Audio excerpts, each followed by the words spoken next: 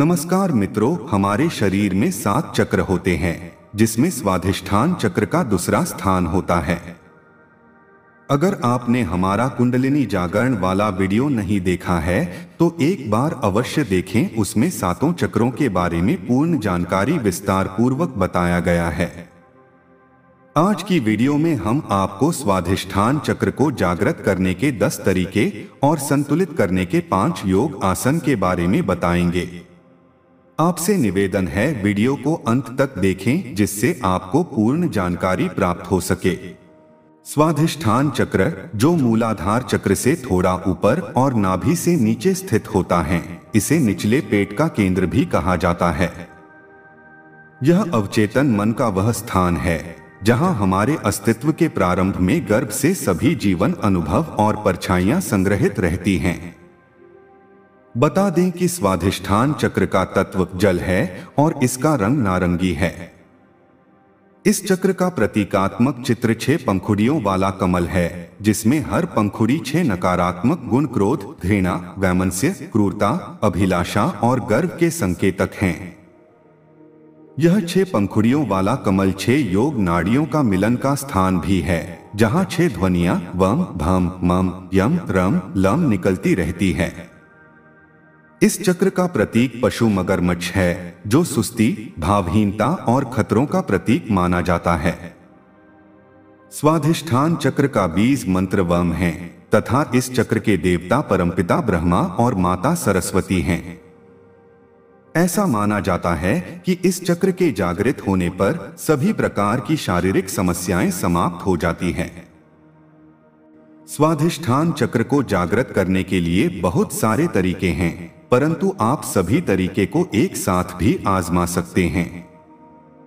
इसका कोई side effect नहीं होता है और आपको लगभग 15 दिनों में इसका प्रभाव महसूस होने लगेगा।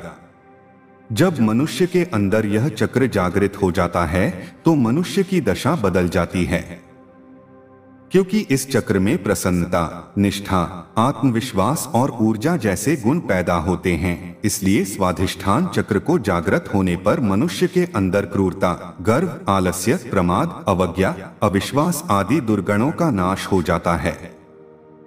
चलिए जानते हैं उन 10 तरीकों के बारे में जो स्वाधिष्ठान चक्र को जागृत करने में मदद करते हैं। पहला तरीका है मेडिटेशन तथा मूल मंत्र का जाप द्वारा स्वाधिष्ठान चक्र को जागृत करना। इसमें ध्यान लगाने के लिए सबसे पहले जमीन पर कपड़े बिछाकर आराम से बैठ जाएं। इसके बाद आप सुबह तथा शाम को ध्यान लगाकर मूल मंत्र का जाप करें। जिस प्रकार ओम मंत्र का उच्चारण करते हैं, ठीक उसी प्रकार स्वाधिष्ठान चक्र का बीज मंत्र वम का उच्चारण करें। अगर रोजाना वम मंत्र का 21 बार जाप करेंगे तभी आपको इसका फल प्राप्त होगा। दूसरा तरीका है साउंड थेरेपी के द्वारा स्वाधिष्ठान चक्र को जागृत करना। इसमें प्रत्येक चक्र को जागृत करने के लिए अलग अलग प्रकार के साउंड का इस्तेमाल किया जाता है।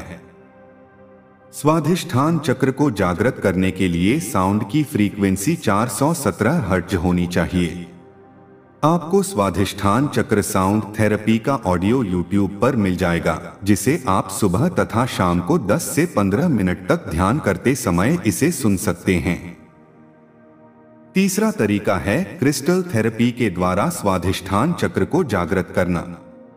स्वाधिष्ठान चक्र को जागृत करने के लिए कुछ विशेष प्रकार के क्रिस्टल को हाथ या गले में पहना जाता है, जिससे यह क्रिस्टल विशेष प्रकार की एनर्जी को स्टोर करके हमारे शरीर में ट्रांसफर करती हैं। मैं आपको स्वाधिष्ठान चक्र को जागृत करने वाले कुछ क्रिस्टल का नाम बता रहा हूँ। ये सभी क्रिस्टल आपको ऑनलाइन या मार्केट में मिल जाएंगे।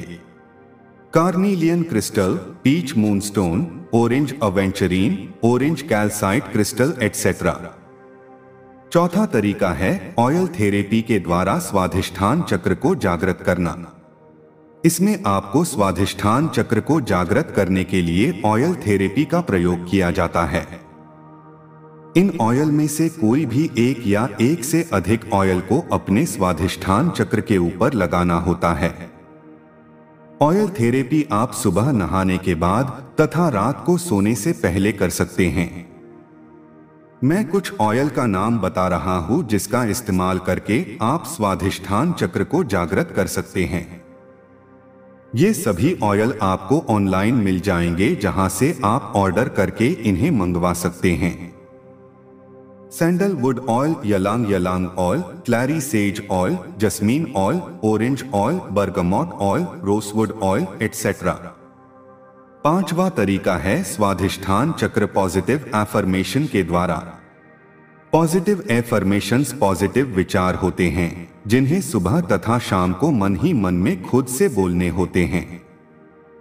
जैसे मेरी भावनाएं संतुलित है, मैं भीतर से शांति महसूस करता हूँ, मैं एक रचनात्मक प्राणी हूँ, मैं नशीले पदार्थों से हमेशा दूर रहता हूँ, मैं एक पवित्र प्राणी हूँ और मैं अपने शरीर में सहज हूँ।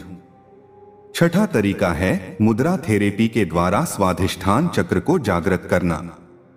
इसमें स्वाधिष्ठान चक्र को जागृत करने के लिए ध्यान तथा मंत्र उच्चारण के दौरान एक विशेष मुद्रा में बैठा जाता है।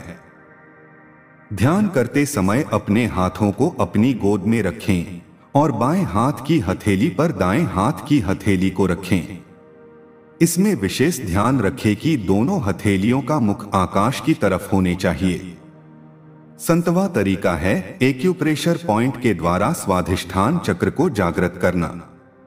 फोटो में दिखाए गए पॉइंट को दबाकर आप अपने स्वाधिष्ठान चक्र को जागृत कर सकते हैं। ये पॉइंट दोनों हाथों में एक ही जगह पर होते हैं तथा आप रोजाना 5 से 10 मिनट एक्यूप्रेशर कर सकते हैं। 8वां तरीका है कलर थेरेपी के द्वारा स्वाधिष्ठान चक्र को जागृत करना। स्वाधिष्ठान चक्र का रंग ऑरेंज होता है, इसलिए इस चक्र को जागृत करने के लिए आप ज्यादा से ज्यादा ऑरेंज रंग का इस्तेमाल करें। जैसे आपको ऑरेंज रंग के कपड़े पहनने चाहिए, ऑरेंज रंग की कांच की बोतल में पानी डालकर सूर्य की रोशनी में रखें तथा उस पानी को पिए। अपना कमरा तथा जरूरी सामान भी ऑरेंज रंग का रखें।